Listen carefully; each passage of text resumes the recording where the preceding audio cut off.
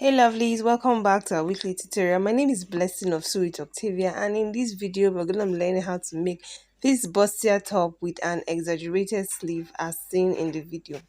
If this is your first time of coming across us on this space, kindly do well to hit the subscribe button, turn on post notification, like, comment and share our content, and we will delve right into the video. Now, the good thing is I was able to, when I saw the picture of the top, I realized I actually have almost the same fabric. It's a shimmer and shine fabric. It's a two-tone fabric, two ways. So I was like, oh, this is the perfect fabric for this blouse. And I immediately got to work. Because it's an off-shoulder dress, I removed the amount of exposure I wanted. In this case, I wanted to go off by 7 inches. So I started my measurement from after 7 inches.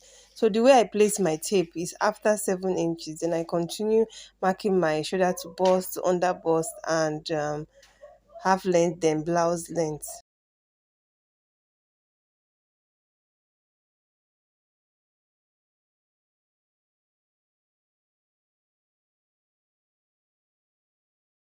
The next thing I did was to mark my nipple to nipple measurement, which is 3.75. So I mark it from top to bottom like that, and I connect it with a straight line.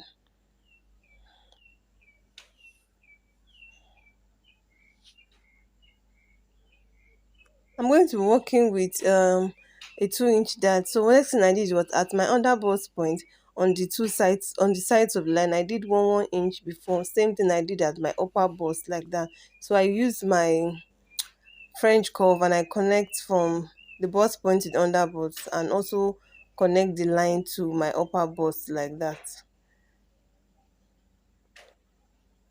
So what we're trying to do is to create the breast curve like that. So I get to the half length line, I do half inch. Remember at the under bust line we did one inch in between the line, but at the half length line I did one half inch, and I connect all the lines together like that, then to the hem of the blouse.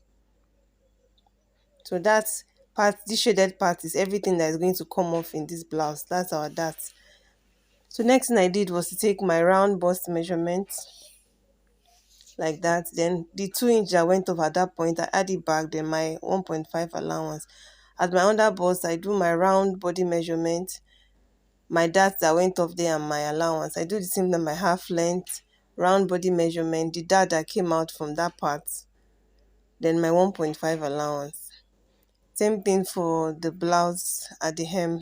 I use my hip measurement of 40, which is 10, then 1 inch allowance for that, then 1.5 allowance for my seam allowance. So at the end, this is what you have when you connect all the lines together. So I connect, because it's a tube, there's no need to incorporate a armhole. So I'm going to blend it like that. So first I kind of traced out my armhole first, what it will have been if I was including a sleeve. Then I connected at that point to where the outline of my blouse is. And this is what I did now, was to outline my allowance so that we can see what we are working in. So that's my seam allowance like that. That's the 1.5 we added. Next thing, we're going to go to the back.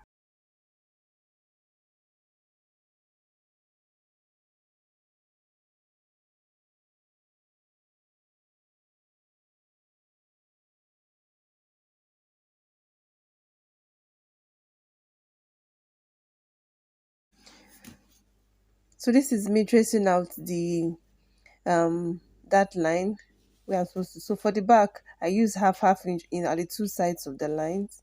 So the that size at the back is actually 1 inch in total, while that of the front is 2 inches. Okay, shared, if you share it both sides, this is how it's gonna be. So this was the shaded part, is also the part that will be cut off.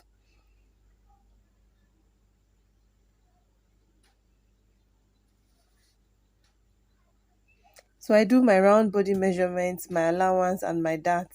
At every point where the dart goes out from, you have to add it back to the side. If not, your measurements will be short.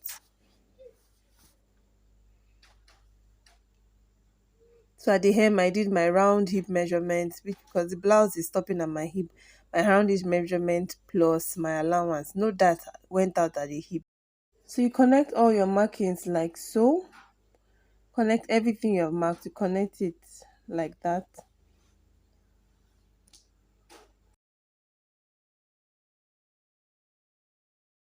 Next thing I did was also, you see what I'm trying to do now is to blend from my front to my back so that they are both on the same page after you finish joining.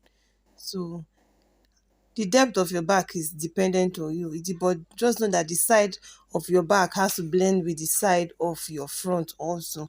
How deep you want the center back to go is dependent on you.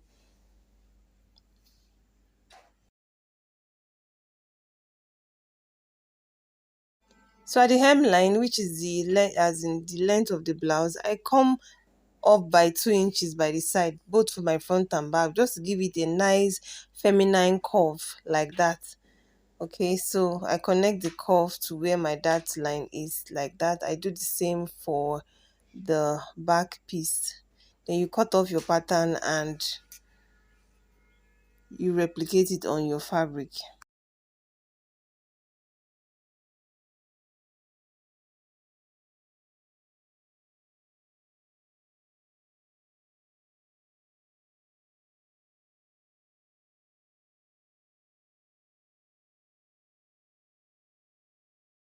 So at this point, I'm trying to create the neckline of the center front. So this is me now. I went down from that point by 4 inches and I connect it like so because I wanted to have like a sweetheart shape. So this is what it looks like when I cut it out. So now our pattern is ready. It's time to cut our fabric.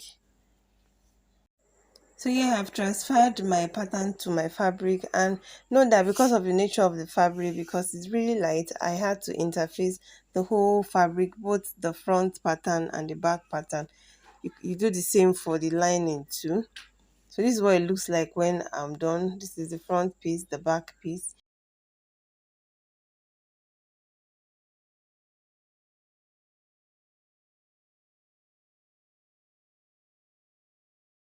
So this is how you arrange it. You go to sewing machine, you join all the pieces together like that. So this is the front. You do the same thing for the back. After joining, this is what we have. All um seams have been ironed flat. So this is what we have.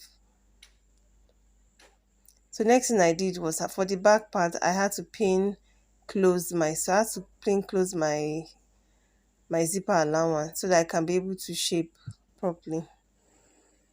So I placed the back pattern with my front and I shaped according to my the seam allowance I kept when I was marking. So I did the same thing for my front and back. They are both shaped like this. So this is my 1.5 seam allowance I put when I was marking, and this is it what I used to shape.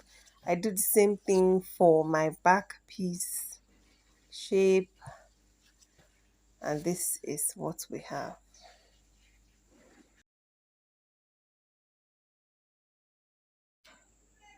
After shaping, this is me having shaped all the front and shaping the lining. So I place the two of them and I close it at the back, which is the zipper allowance area. So you sew like that, you close up the zipper allowance like that, then you also close up the hemline and also close up the top of the blouse, and you leave out a tiny portion where you can turn out the whole blouse from. So after turning out, this is what I have neatly ironed with my zipper fixed. Then we go to the sleeve part on how to fix our zip. So this is what we have.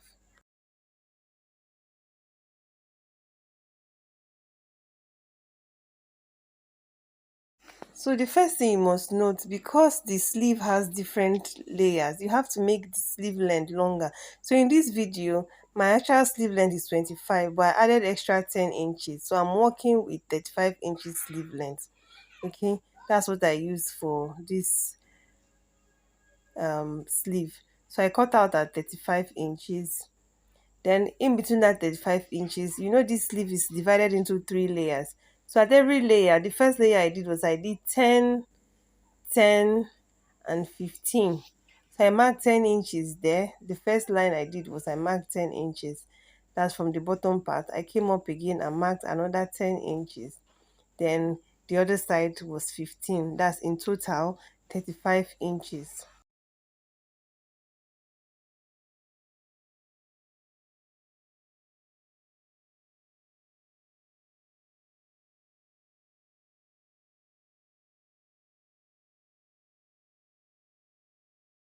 So I turn it over and also replicate the line on the other side.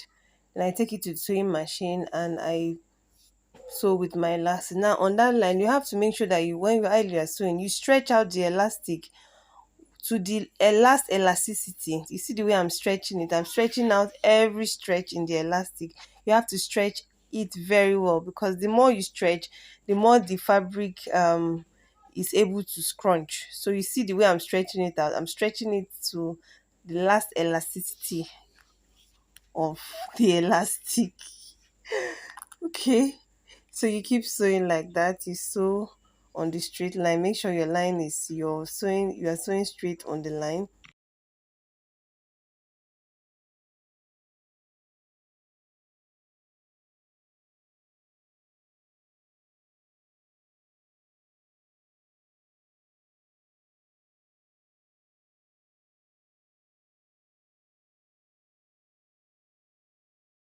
So when you're done, this is me. I've done the first one. When you're done, you do this for the second part, and this is what it looks like when you're done.